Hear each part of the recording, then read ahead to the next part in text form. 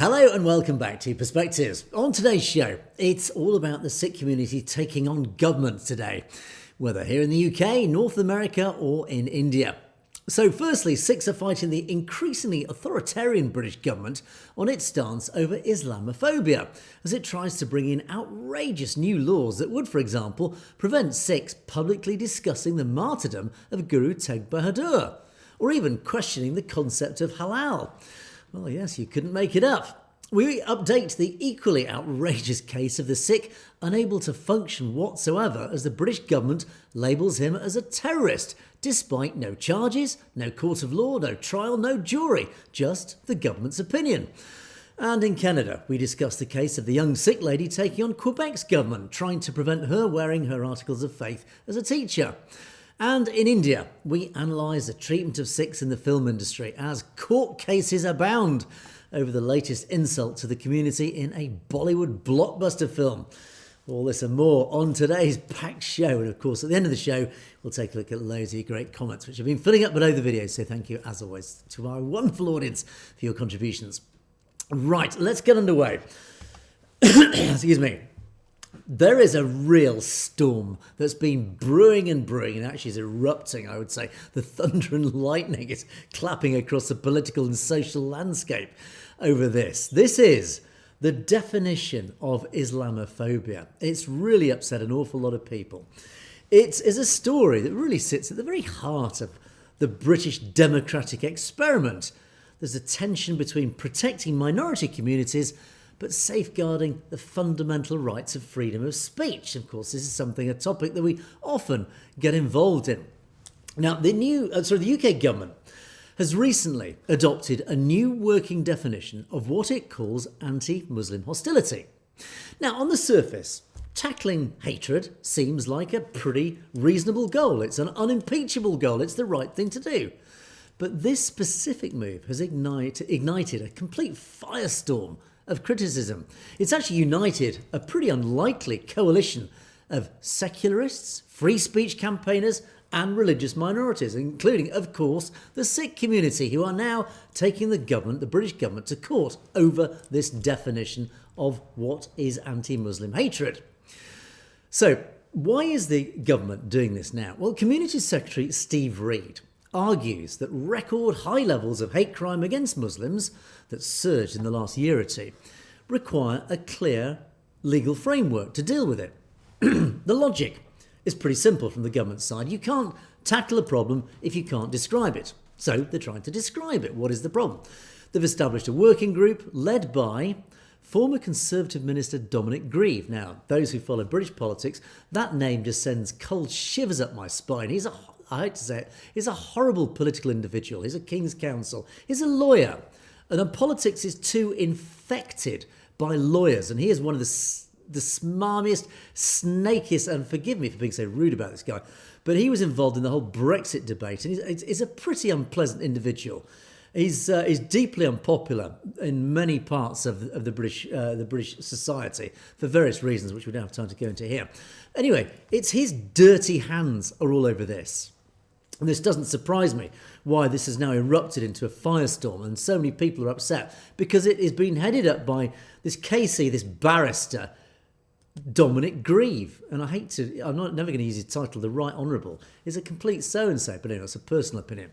Anyway, Grieve and his cohort of representatives, including Muslims from the community, Professor Javed Khan, Baroness Shaista Gohir, Akila Ahmed, Asha Afi.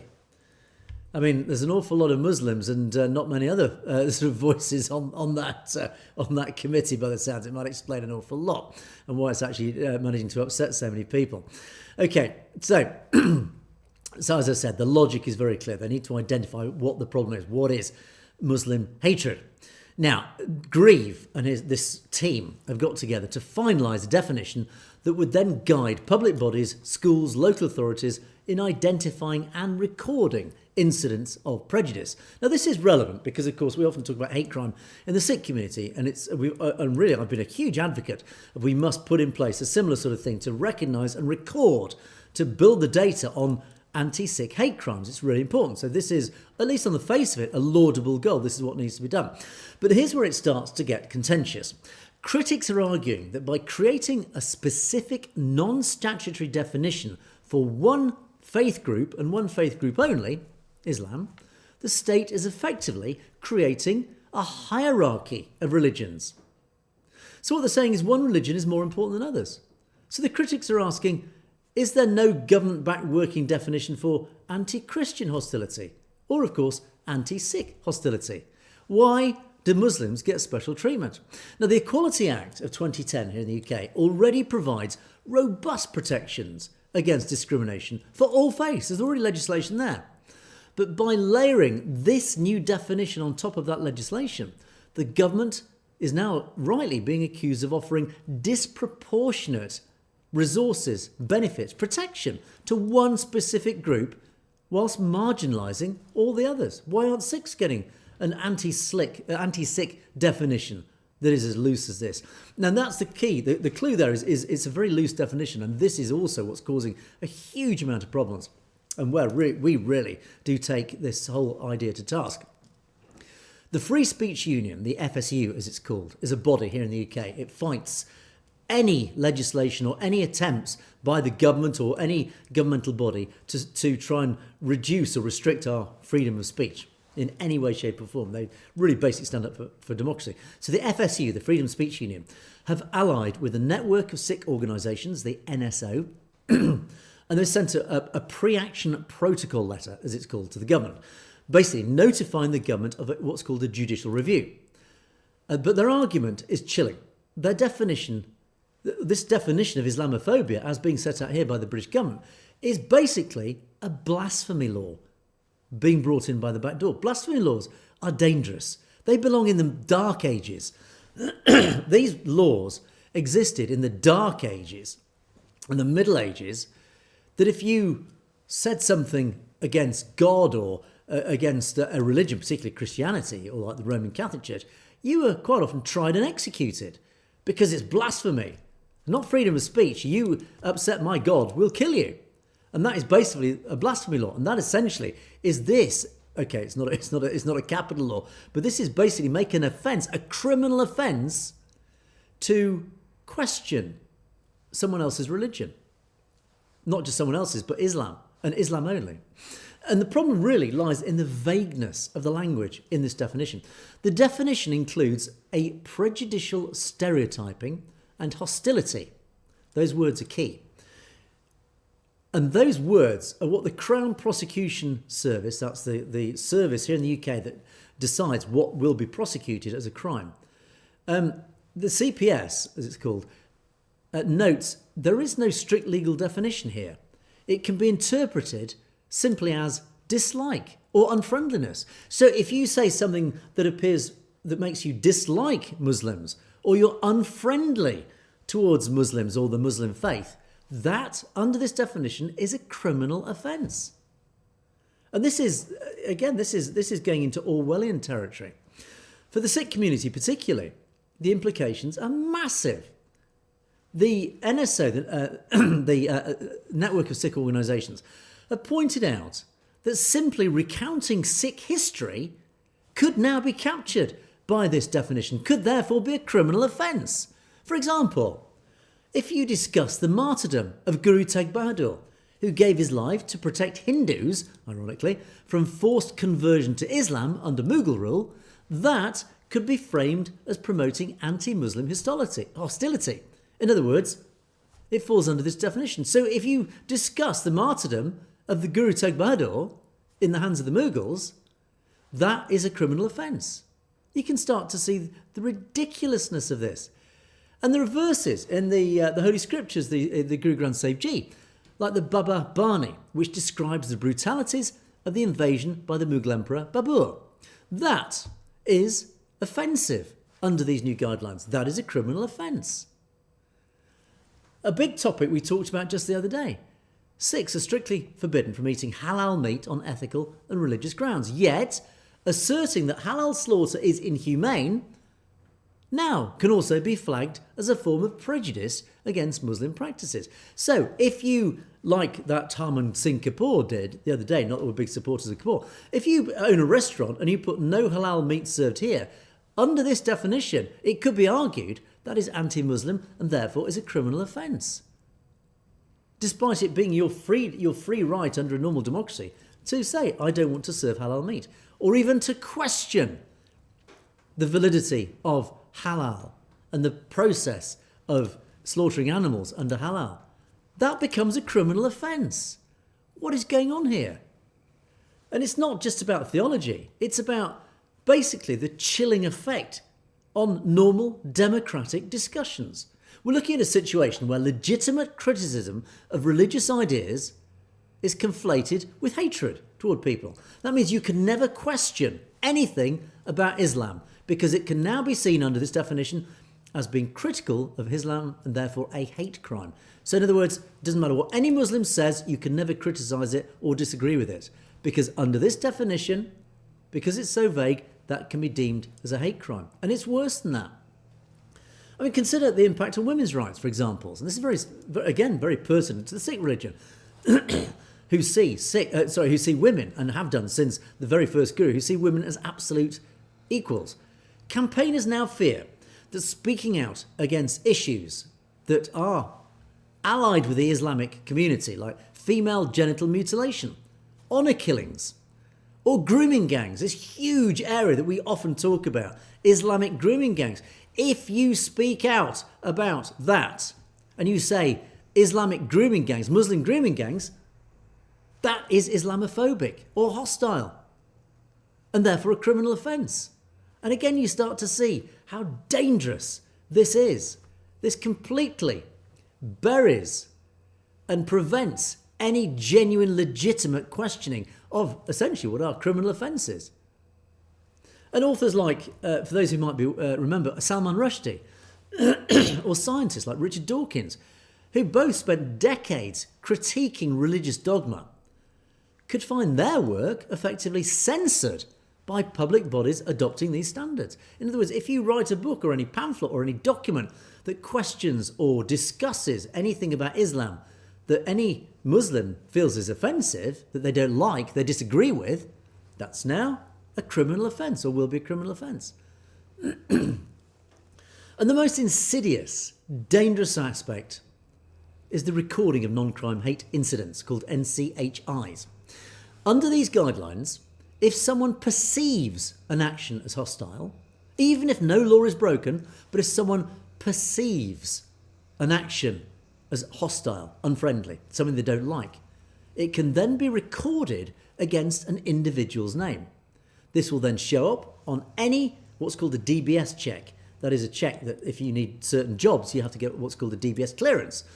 So if a Muslim doesn't like you, if you say something that a Muslim doesn't like, they can report you under a non-crime hate incident, and that then goes on your record forever, which could potentially prevent you getting a job. And this will potentially cost people livelihoods, jobs, for simply expressing an opinion on religion or even history. Now, the government insists they put the wording through the legal ringer, and they claim free speech is protected. Nonsense.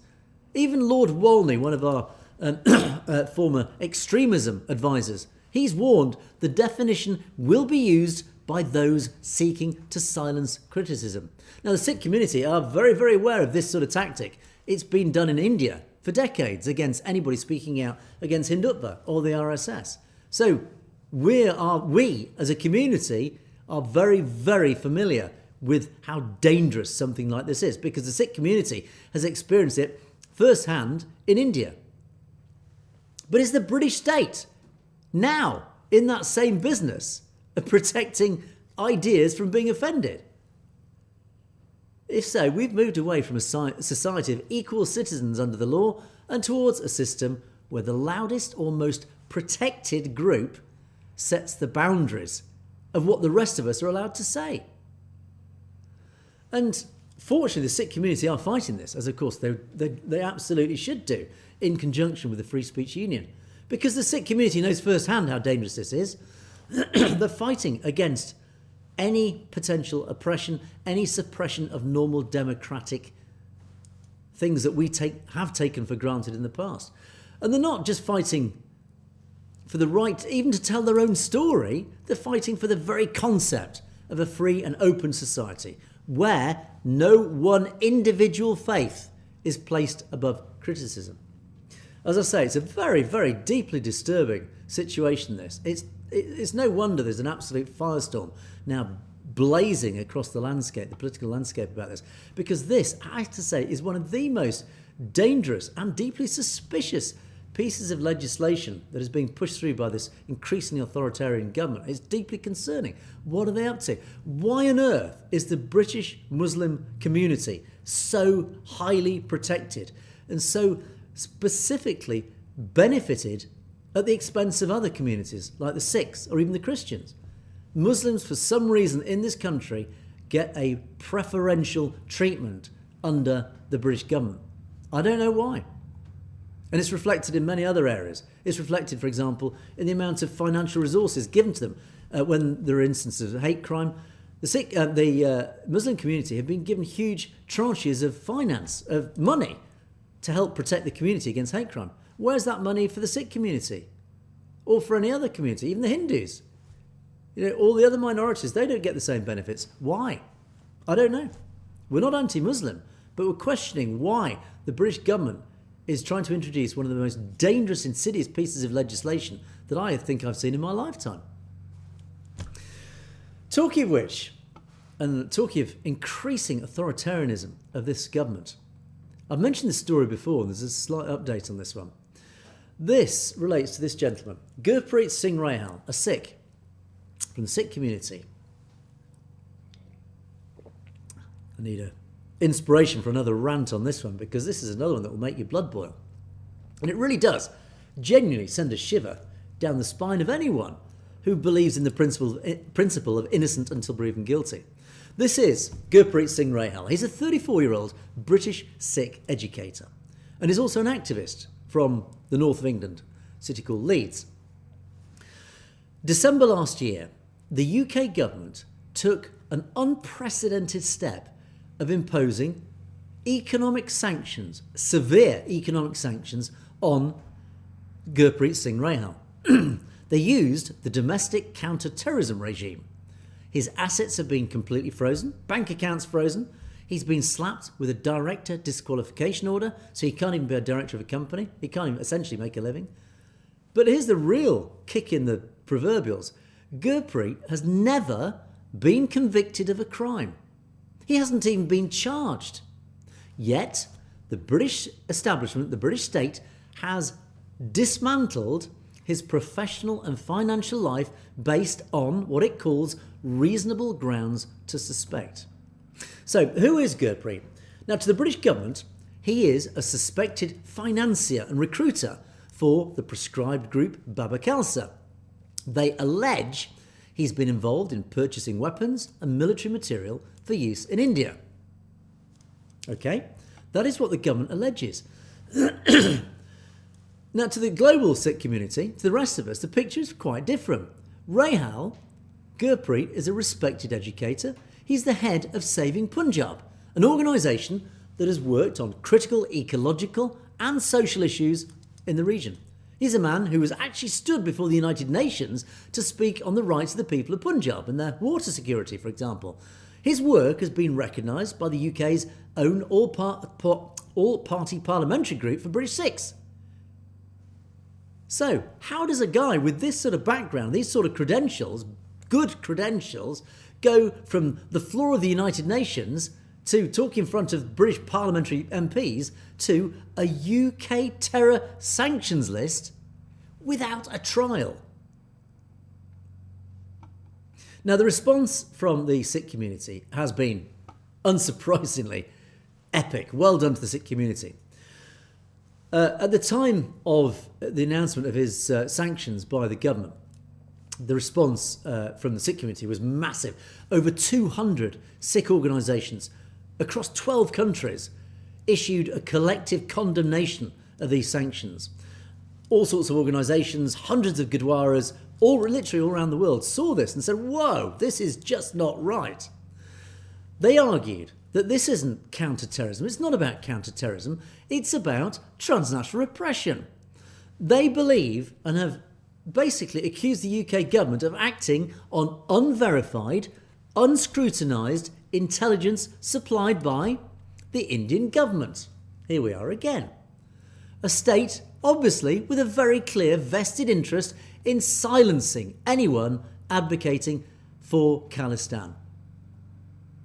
So this guy has had all these sanctions, everything in his life frozen, bank accounts, businesses, everything. He cannot function because the UK government believe, not that it's proven or they've shown any evidence or has been tried or even charged, but because in their opinion, he's a terrorist.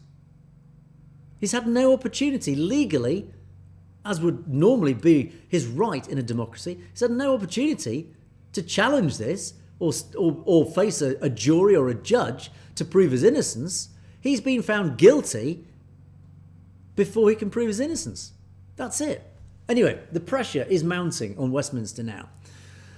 And apparently, as of just a few days ago, it was announced that 605 MPs, members of our British Parliament, have received, that's nearly the whole, nearly every single MP now, has received letters from constituents saying this is absolutely outrageous.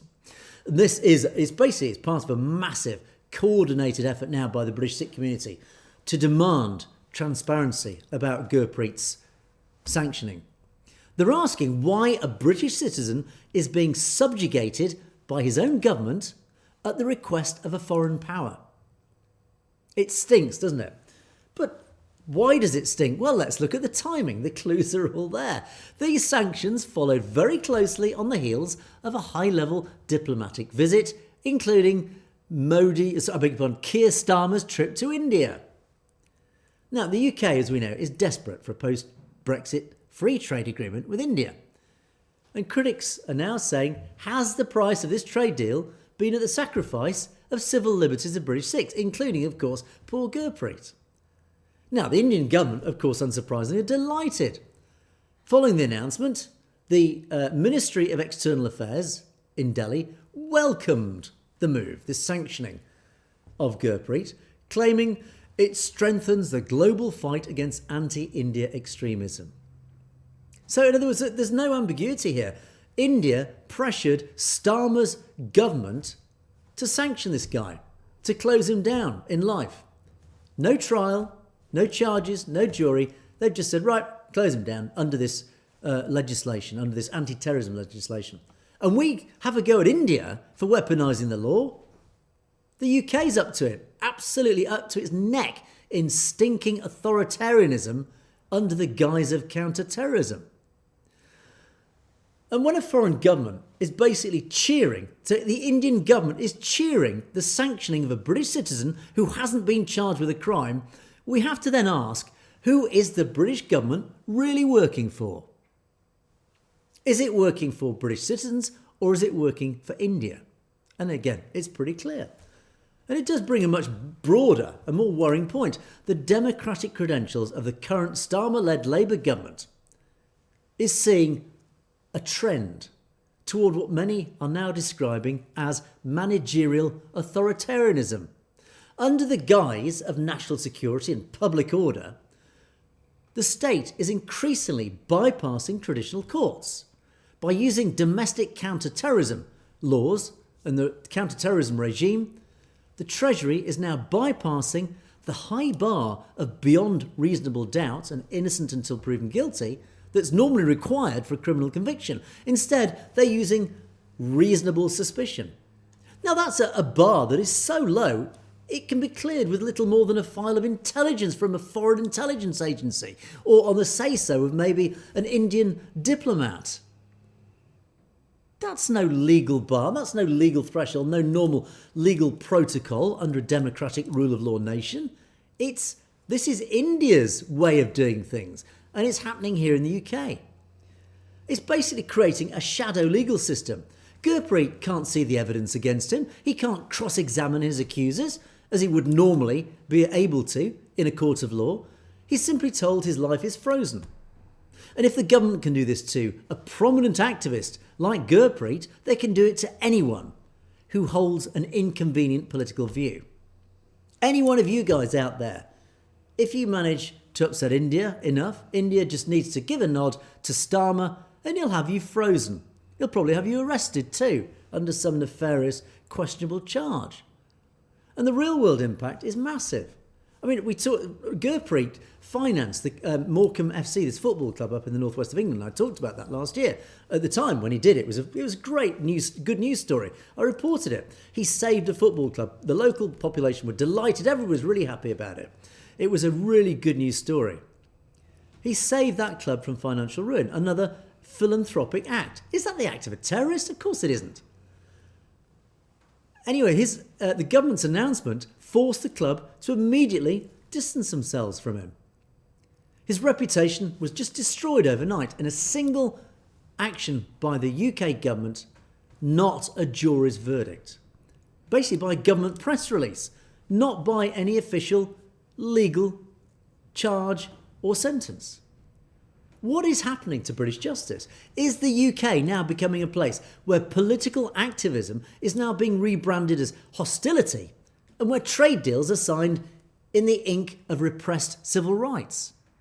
And the 200 or more Sikh organisations and the hundreds of thousands of constituents now writing to their MPs aren't just defending one man. They're not just defending Gurpreet here. They're defending the idea that in a democracy, the state must prove its case in an open court before it can take away any citizen's livelihood.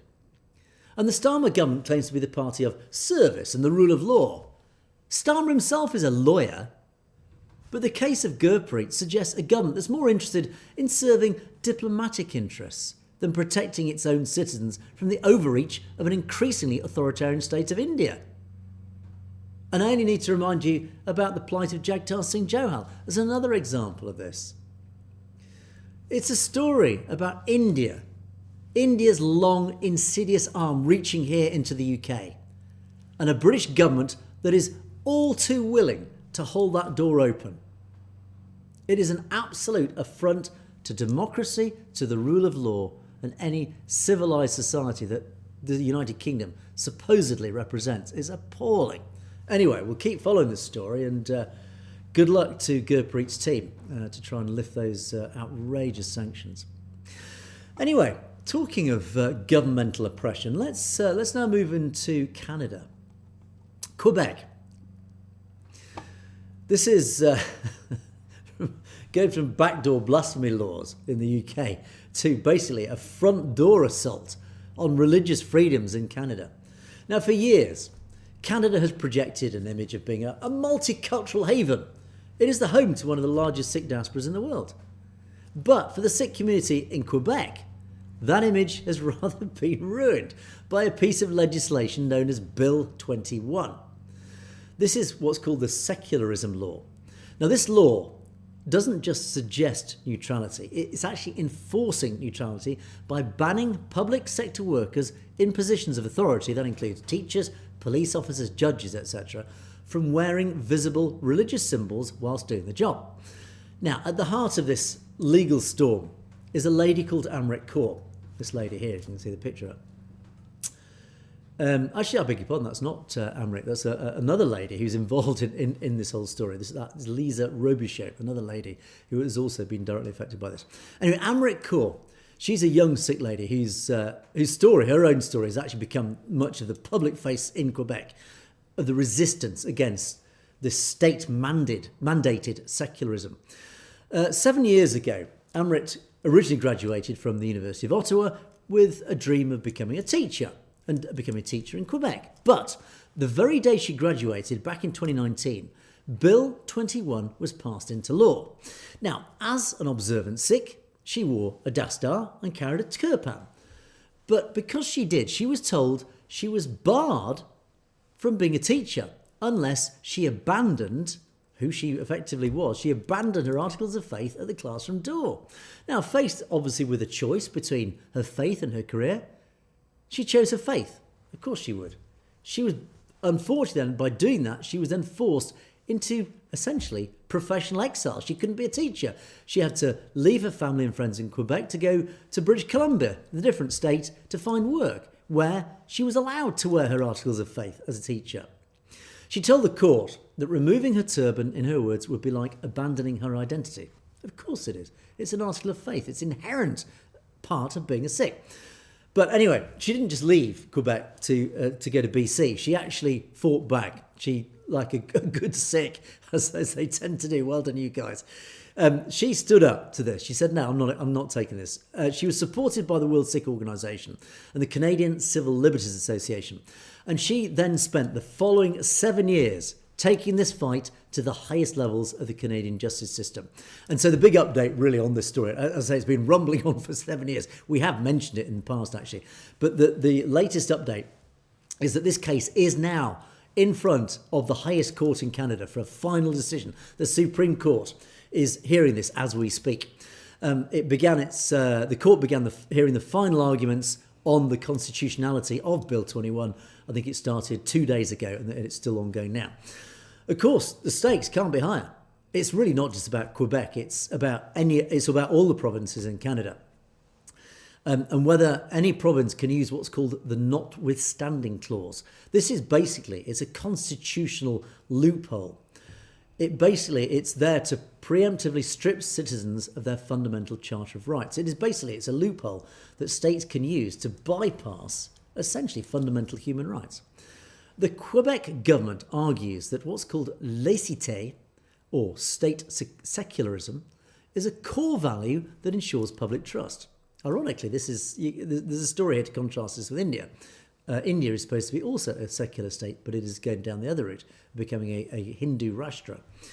But anyway, in Quebec, we're saying they are brutally enforcing the law of secularism.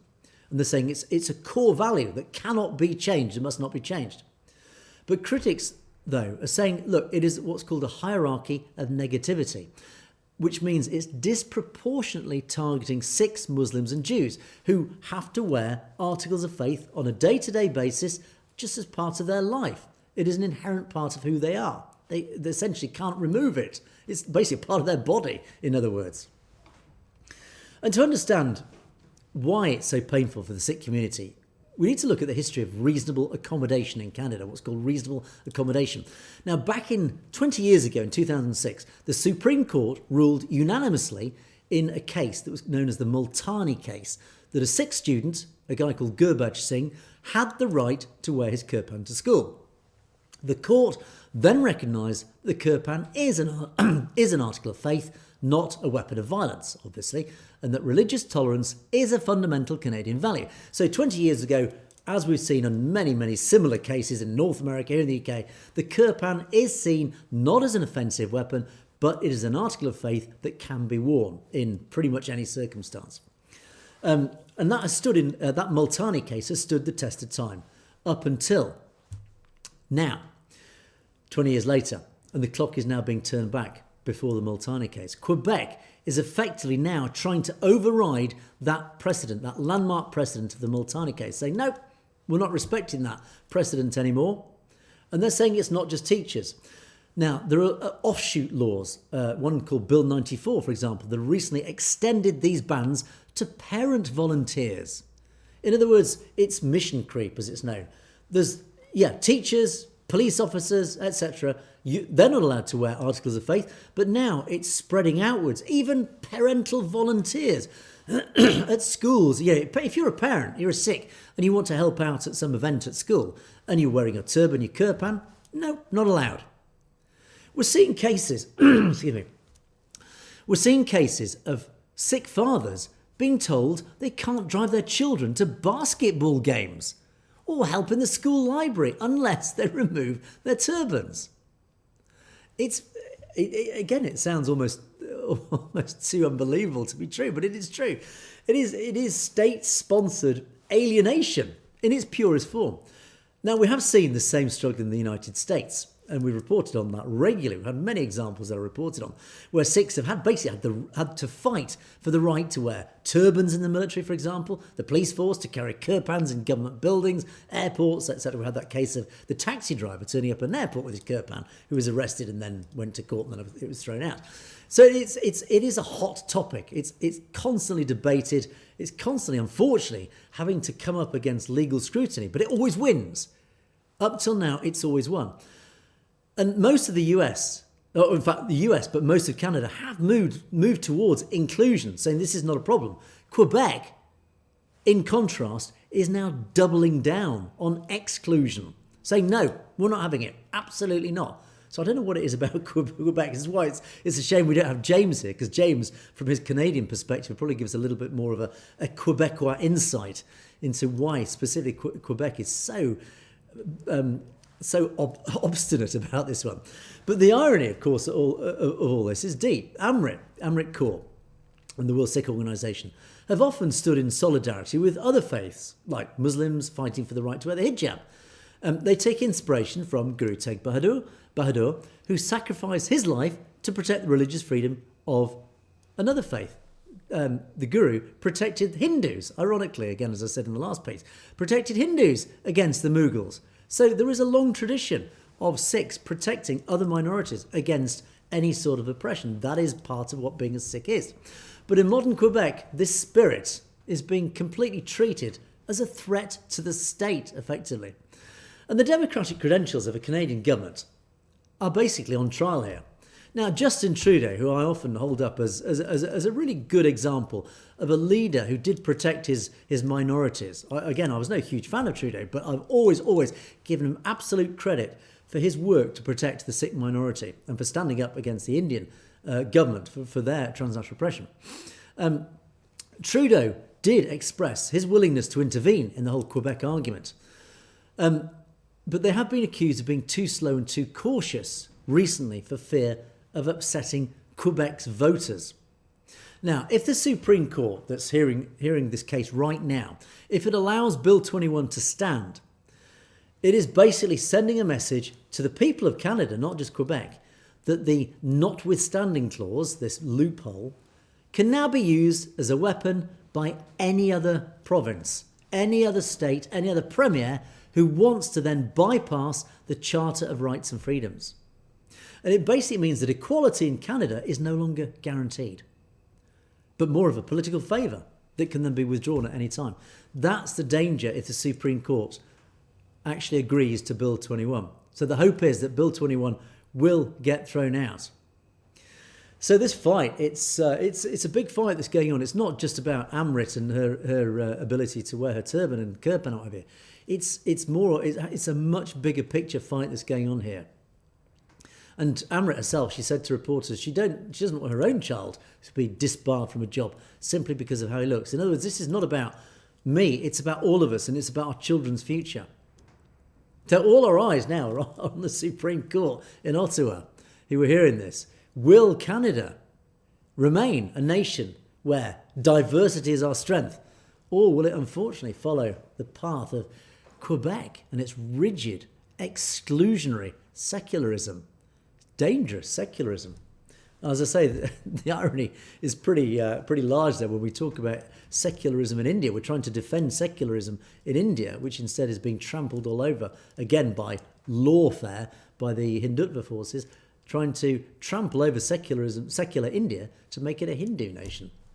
Anyway, so there you go. That's an interesting story. Now, talking of interesting stories and talking about legal cases, let's move on to... We've talked about this film before, Punjab 95. There was it's a fly. There was an article written just the other day in The Quint. This is an excellent outlet. They write some very good news stories, and they've picked a very good, or this is a very well written article written by Nishta Sood and Jagpreet Singh. They've looked at the situation of two films that are currently, trying to be released. One has been released and one is trying to be released in India. Punjab 95, we've talked a lot about, and this new Bollywood blockbuster, Dhurandhar 2. This is a story that is basically about the cultural and ideological battleground that is being fought in India at the moment, particularly where the portrayal of Sikh identity has become a really big flashpoint for controversy. Now, with these two films, one is a heavily censored biopic of a real-life Sikh hero, and I'll talk more about that. We talked about Punjab 95 before. And the other is a high-octane, big, explosive nationalist thriller that's drawn fire for its insensitive depiction of religious symbols, and particularly its offensiveness to Sikhs. Now, the world of cinema and the media, as I often talk about, has always been a powerful mirror for society's feelings, tensions, whatever. But lately, it's less of a mirror, more of a battlefield. And there is an almost schizophrenic divide in how the Sikh community is being now portrayed in the cinema, on the big screen, and how the Indian state is now choosing to intervene or not, as the case may be. On one side, we've got this film Dhurandhar, The Revenge. This is the sequel film, this Dhurandhar 2. It's a massive commercial success. It's grossed something like $9 billion at the global box office. On the other side, we've got this film Punjab 95. This is a film that we've talked a lot about in the past. This is a biopic of a huge figure in the Sikh community, a legendary human rights figure. This is by Jaswant Singh Kalra, who we've often paid huge tribute to on the show. And Punjab 95, even now, still remains effectively strangled by the Indian government through the Central Board of Film Certification, the CBFC. And there's a contrast between these two films which highlights so much of why Sikhs have so much to complain about in India. Let's start with Dhurandhar 2. Now, this film is directed by a guy called Aditya Dar. The film follows the character Jaskarat Singh Rangi, played by a guy called Ranveer Singh. He transforms into an underworld figure in Karachi, in Pakistan. And the film is apparently a huge hit. It's just a typical Bollywood, explosive, exciting sort of film. But it has sparked a massive outcry from the Sikh community. Primarily, one of the biggest outcries was in a promotional poster, this one. And I'm sure most of you will immediately say, whoa, hang on a second. This is, apparently it was an AI-generated or fan-made poster that went viral to promote the film. It shows Ranveer Singh in full Sikh outfit, including, obviously, his dastar and Kadar, but also he's smoking a cigarette. Now, as we all know, and as I learned, smoking is a huge problem. It is so offensive to Sikhs. It's what's called a Bajar Kurihit, and pardon me for my pronunciation, but what it is, that's Punjabi for, it's a grave violation of the Sikh Code of Conduct to see a Sikh smoking. Tobacco is banned by the Gurus in the Guru Granth Sahib Ji, and I'm sure you guys will correct me on the details on this, but basically smoking, like drugs, like alcohol, is completely banned under Sikhi. It is horrible. It's just a big fat no for all Sikhs. So to see a Sikh holding a cigarette is actually deeply, deeply offensive. Paramjit Singh Sarna, he's the president of the Shiromani Akali Dal. He called it a blatant misrepresentation and an attack on Sikh sentiments. And likewise, the outcry across social media has been predictable. But the controversy actually goes a lot deeper than just this. An FIR, First Information Request, has been filed in Mumbai against the makers and the actor R. Madhavan. And the complaint, which is led by the group Sikhs in Maharashtra, centres on a particular scene in the film where Madhavan's character is likewise seen smoking while reciting lines from the Dasam Granth, the sacred compositions part of the Guru Gobind Singh Ji. So yeah, that's part of the writings, the scriptures of Guru Gobind Singh Ji. So again, you can start to see how offensive that is. So he's reading the Holy Scriptures while smoking a cigarette. Again, how directly offensive. Even I as a non-Sikh can start to understand how deeply offensive that is. So again, it starts to look at a bigger picture of what this is all about. Now, Madhavan issued a clarification on this. He said, look, he insisted the cigarette was properly extinguished before the recitation began. that no smoke is visible on screen. He said it was just a misunderstanding, and he said the team has immense respect for the community. But come on, why on earth was this scene even conceived in the first place? You know, again, this was no accident. You have to say this was no accident. Anybody with any understanding of Sikhi, and clearly this film contains Sikhs, they would know straight away. Why would you use sacred Gurbani as dialogue in a sequence involving tobacco that is obviously strictly prohibited in Sikhi? Critics say it's reflecting a profound ignorance, lack of sensitivity among filmmakers who are quite happy to use Sikh aesthetics and the benefits of looking like a Sikh, but don't respect Sikh values when they do that. And it also brings us to another more tragic part of this whole story. Dhurandhar 2 is allowed and has been allowed to play right across India, the world, despite its disrespectful scenes. But we go back to Punjab 95, this film about by Jaswant Singh Kalra. This film is a deeply, deeply significant film. It's a story of Kalra. He was the man who exposed thousands, tens of thousands of extrajudicial killings, murders and secret cremations that happened in Punjab in the 80s and 90s. And he himself, he stood in front of the Canadian Parliament to highlight for the first time to the Western democratic world, we Sikhs are being murdered by the Indian state in our tens of thousands and secretly cremated anonymously in India. And the world doesn't know about it. But thanks to Jaswant Singh Kalra, the world knew about it. For doing that, he himself was kidnapped and murdered by the Indian state. So his story is massive. The world must know his story. This is what Punjab 95 was all about. But it came up against the Indian state.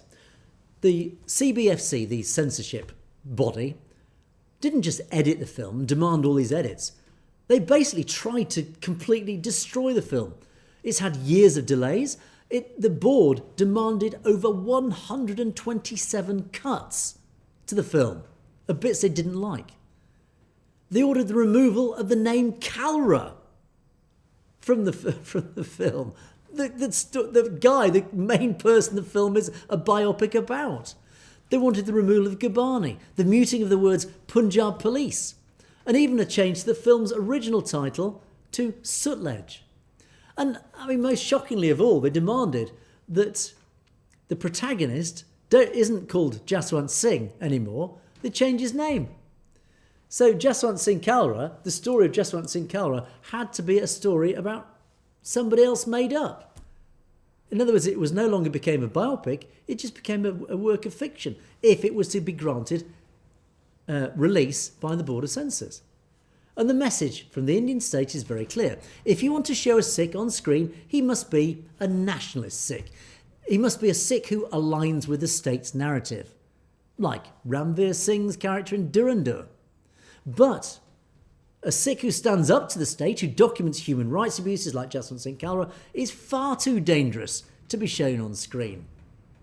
And as this original Quint article points out, even Diljit Dosanjh, who actually plays Kalra in that film, is celebrated by the establishment when he plays patriotic roles in films like Border 2 that he was a star of. But the moment as an actor he tries to tell the truth of his own community's suffering in Punjab 95, he's met with a wall of censorship.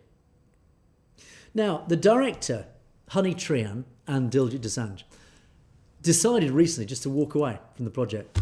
They said, no, we're not, on principle, going to release this film in its butchered form that the Board of Censors has demanded. So no. If they're arguing, if you remove the name Kalra and the truth of the tens of thousands of disappearances of murdered Sikhs, you're not making a movie anymore. You're making state propaganda. So, here we are, 2026, a film that disrespects Gurbani and Sikh traditions with smoking scenes is a global blockbuster, but a film that honours a Sikh martyr is banned. That's this hierarchy of representation that I talked about earlier. And it should worry us all. it's suggesting that only good Sikhs, the only good Sikh is one who serves the Indian Hindutva narrative, the fake Sikhs we often talk about. But the Sikh who demands justice is erased from history. Cinema is actually supposed to be about the truth. Big screen films, there's always a little bit of artistic license, but essentially it's supposed to be about the truth. But not in today's India. It seems the truth is exactly what the censors are most afraid of. Anyway, I want to read you the final paragraph of this article because it's actually very good and it really sums up the feelings, the sentiments of this. Durandar vilifies minorities to a dangerous level. It creates the impression that anyone who's against the current regime or speaks out against the Prime Minister is somehow a terrorist. Aditya Dar's cinema is not patriotic. It's mediocratic. Its idea of patriotism, nationalism and even faith seems to revolve entirely around the Modi government.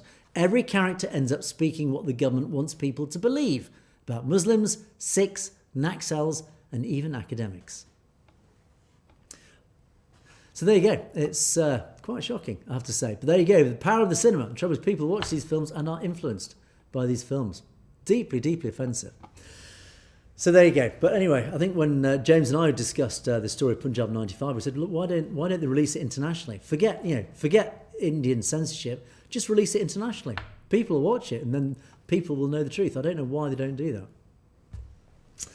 Okay, let's move on to, gosh, the clock's counting down already. Doesn't time fly when you're having fun? Mohan Danoa, thank you for your comment. Yes, talking of which, Punjab 95, the Indian government will murder anyone involved with the Khalistan movement. That's why the movement is more stronger in the diaspora. Yeah, exactly. And you often see critics on social media saying, why do you Khalistanis, instead of campaigning in Canada, go back to India and campaign? Why do you think they can't? Why do you think they're having to do it in Canada? Because if they did it in Punjab, look what happened to them in the past. As you rightly say, Mahendra, 150,000 or more, we don't know the real number, Sikh youth in the Punjab murdered in false encounters. That's the reality. Hardar, thanks Angus. It was an excellent voting day. Seattle, what a glorious celebration of the Khalistan movement. It was, as you rightly say, Hardar, were you there? It was an excellent voting day. Cheerful, environment was good, peaceful, disciplined crowd. As always, smiling faces, families there. From all the reports I hear, it was a great day out. Well done everybody who turned up, flying your wonderful Khalistan flags. And, as I deliberately put in the thumbnail there, and as awesome Stevie says, you have a video of a hawk or an eagle, whatever that sort of bird is, I'm not great on birds, flying above the referendum back in 2024, as indeed this hawk photograph there was seen above Seattle during the referendum. Supposedly a sign of good, it is a good omen, it is a sign of good luck, a blessing almost from Waheguruji. So it is indeed, because we know Khalistan's coming and there's the sort of the spiritual proof flying, soaring above the referendum with its beady eye, keeping a protective eye over the Khalistan movement. Lovely to see.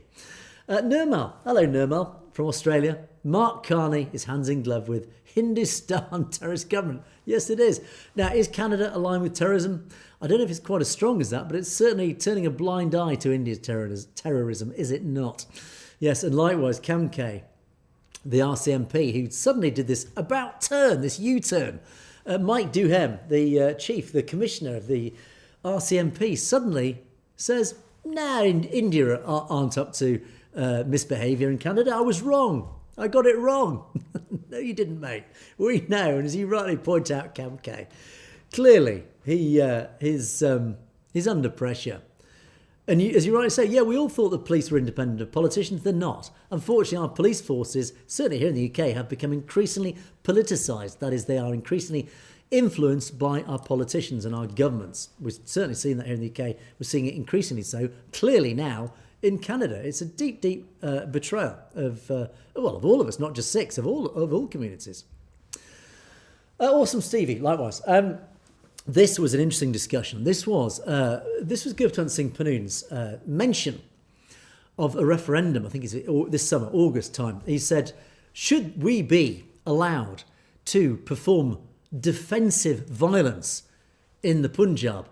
We are being murdered and attacked violently in the Punjab. We must have a right to pick up arms to defend ourselves. Now, I talked about that in the show. I gave my personal opinion. I think that's a very, very bad idea.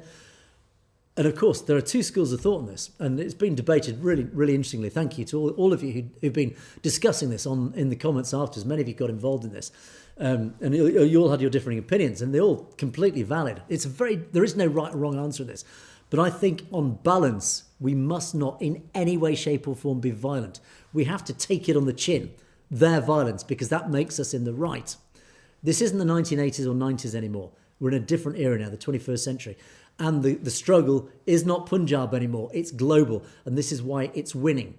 Because the struggle is now happening in the democratic world, which is where the victory will be won. The victory will not likely be won in Punjab itself. It will be won on the global stage. That's why it must remain peaceful. But anyway, awesome, Stevie. You rightly say, actually, I agree with you. Morally, it is justified. It absolutely is morally justified. But is it necessarily the right thing to do? It is mandated in the Sikh religion. Historically, Sikhs have never been pacifists. Absolutely, I couldn't agree more.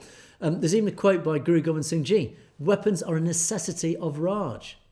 So yeah, unfortunately, historically, wearing a kirpan, even as you say, wearing a kirpan, it's not just symbolic. It goes back to the very reason that Sikhs wear a kirpan. It's a sword.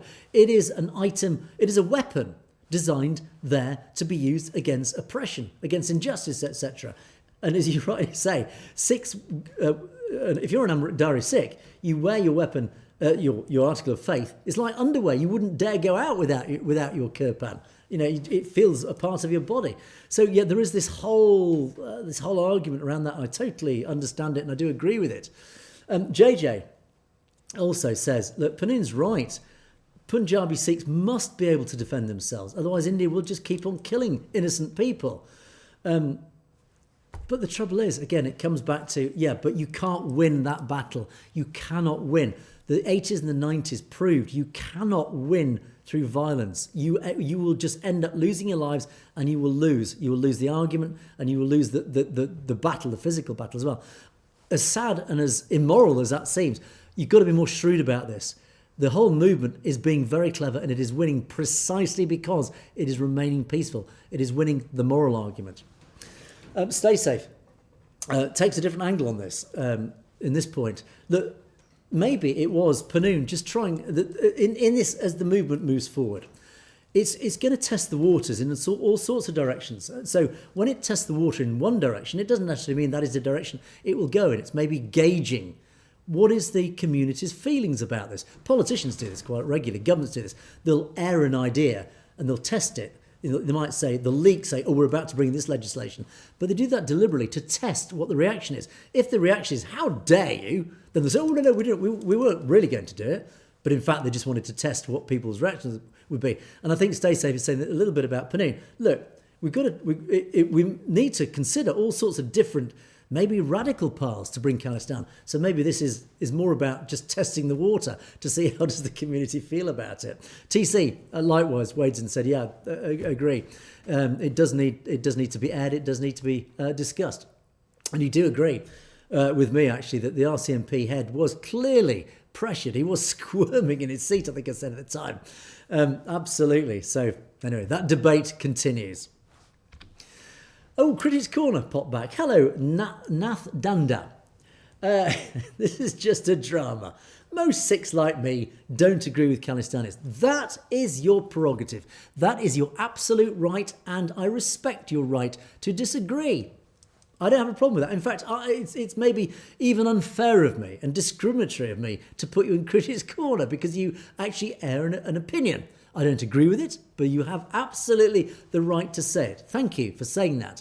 But I would disagree with you, and I'll explain why. Stay Safe actually just comes in and says, okay, well, let Punjab have a vote. And then we'll know for sure. But I would disagree with you to say that most Sikhs disagree with Khalistanis. We don't know, actually. Neither of us actually know the truth of that because it's never actually been tested democratically. The only way to find out is actually to hold a referendum. That is the only way that you, Nath Danda, and I can say validly yes or no. I don't know for a fact that most Sikhs support Khalistan. I believe it to be true because the evidence does seem to support that. Turnouts at referenda, the Amritpal Singh election, Beant Singh elections in Punjab at recent elections, that was democratically mandated by huge majorities. Pro-Khalistan candidates swept the board. So it does imply that the majority support Khalistan. But we don't know it for a fact until we are granted that referendum in Punjab. So, anyway, but thank you for your contribution. And maybe apologies for putting you in Critics' Corner. Maybe that was my prerogative to be a little bit prejudiced. So, anyway, but thank you for your contribution. What else went into?